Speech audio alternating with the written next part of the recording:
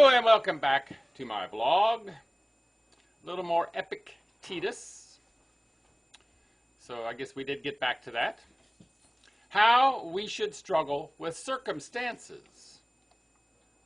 He's a little awkward to read. It takes a lot of thinking, so I do the thinking afterwards. It is circumstances, difficulties, which show what men are. Therefore, when a difficulty falls upon you, remember that God, like a trainer of wrestlers, has matched you with a rough young man. For what purpose, you may say? Why, that you may become an Olympic conqueror. But it is not accomplished without sweat. In my opinion, no man has had a more profitable difficulty than you have had, if you choose to make use of it as an athlete would deal with a young antagonist. We are now sending a scout to Rome. But no man sends a cowardly scout who, if he only hears a noise and sees a shadow anywhere, comes running back in terror and reports that the enemy is close at hand. So now, if you should come and tell us, fearful is the state of affairs at Rome, terrible is death, terrible is exile, terrible is calumny, terrible is poverty, fly, my friends, the enemy is near, we shall answer, begone, prophecy for yourself. We have committed only one fault, that we sent such a scout. Diogenes, who was sent as a scout before you, made a different report to us. He says that death is no evil, for neither is it base. He says that fame, reputation, is the noise of madmen. And what has this spy said about pain, about pleasure, and about poverty? He says that to be naked is better than any purple robe, and to sleep on the bare ground is the softest bed. And he gives as a proof of each thing that he affirms his own courage, his tranquility, his freedom, and the healthy appearance and compactness of his body. There is no enemy near, he says. All is peace. How so, Diogenes? See, he replies, if I am struck, if I have been wounded, if I have fled from any man. That is what a scout ought to be. But you come to us and tell us one thing after another. Will you not go back, and will you see clearer when you have laid aside fear? On the same. If these things are true, and if we are not silly, and are not acting hypocritically when we say that the good of man is in the will, and the evil too, and that everything else does not concern us, why are we still disturbed? Why are we still afraid?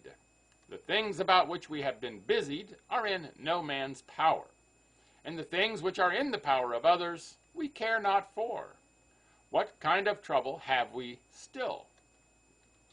But give me directions. Why should I give you directions? Has not Zeus given you directions? Has he not given to you what is your own, free from hindrance and free from impediment? And what is not your own, subject to hindrance and impediment? What directions then, what kind of orders did you bring when you came from him? Keep by every means what is your own. Do not desire what belongs to others. Fidelity, integrity, is your own. Virtuous shame is your own. Who then can take these things from you? Who else than yourself will hinder you from using them? But how do you act? When you seek what is not your own, you lose that which is your own. Having such promptings and commands from Zeus, what kind do you still ask from me? Am I more powerful than he? Am I more worthy of confidence? But if you observe these, do you want any others besides? Well, but he has not given these orders, you will say. Produce your precognitions. Produce these proofs of philosophers. Produce what you have often heard, and produce what you have said yourself. Produce what you have read, produce what you have meditated on, and you will then see that all these things are from God. If I have set my admiration on the poor body, I have given myself up to be a slave. If on my poor possessions, I also make myself a slave. For I immediately make it plain, with what I may be caught, as if the snake draws in his head. I tell you to strike that part of him which he guards. And do you be assured that whatever part you choose to guard, that part your master will attack. Remembering this, whom will you still flatter or fear? But I should like to sit where the senators sit. Do you see that you are putting yourself in straits? You are squeezing yourself? How then shall I see well in any other way in the amphitheater? Man, do not be a spectator at all, and you will not be squeezed. Why do you give yourself trouble? Or wait a little, and when the spectacle is over, seat yourself in the place reserved for the senators, and sun yourself. For remember this general truth, that it is we who squeeze ourselves, who put ourselves in straits. That is, our opinions squeeze us and put us in straits. For what is to be reviled? Stand by a stone and revile it, and what will you gain? If then a man listens like a stone, what profit is there to the reviler? But if the reviler has as a stepping stone or ladder the weakness of him who is reviled, then he accomplishes something. Strip him. What do you mean by him? Lay hold of his garment. Strip it off. I have insulted you. Much good may it do you. This was the practice of Socrates. This was the reason why he always had one face.